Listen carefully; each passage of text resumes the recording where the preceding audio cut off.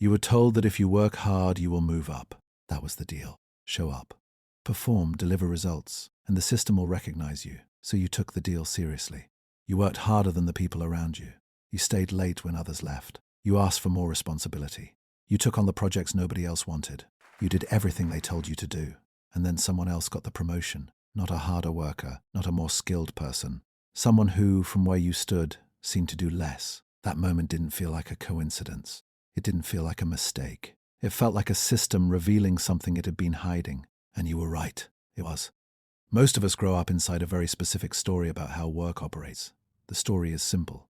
It goes like this: do your job well, do it consistently, and the organization will reward you. It is a clean story. It is a logical story. It feels fair because it connects effort directly to outcome. The problem is that this story describes how work should work, not how it actually works. Organizations are not designed to reward effort. They are designed to survive, to grow, to manage risk, to protect the interests of the people who hold power inside them. Those goals and your goals can align, but they are not the same goal. And when they diverge, the organization does not choose you. It chooses itself. Hard work keeps you employed. It does not move you up. These are two completely different systems. And most people spend years, sometimes entire careers, confusing one for the other. Here is what is actually happening inside most organizations. When you become highly reliable in your role, your manager begins to depend on you. That feels like progress. It is also a trap. Reliability builds trust, but it also builds invisibility. The more indispensable you become where you are, the more difficult it becomes for anyone above you to picture you somewhere else. Your manager has a problem to solve every day. You are part of the solution to that problem. Promoting you creates a new problem. They have to backfill your role. They have to train someone new. They have to absorb that disruption on top of everything else they manage. So the system runs a quiet calculation. Promoting you costs them something. Keeping you where you are costs them nothing.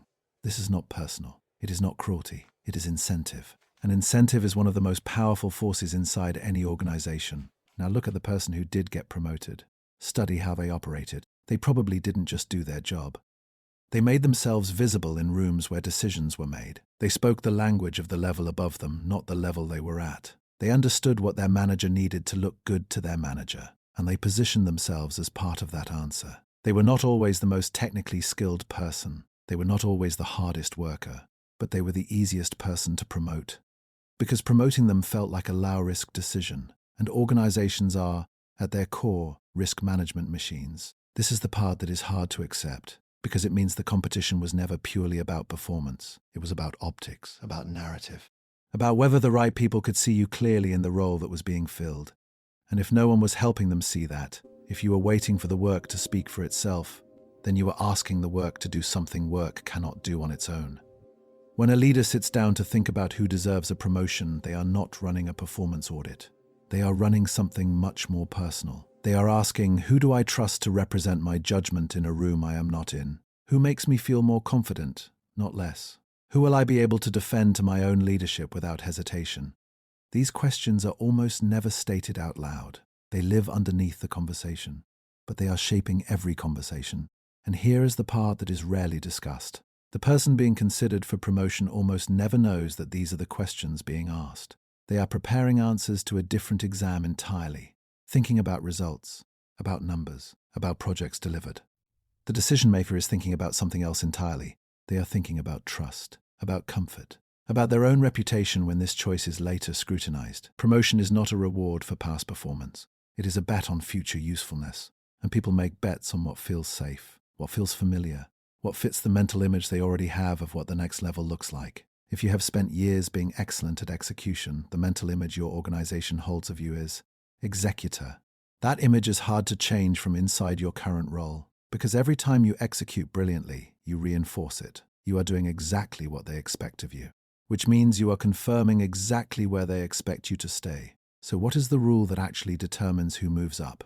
Organizations promote the people who solve problems at the level above them, not the people who perfect their performance at the level they are already at. There is a real difference between those two things.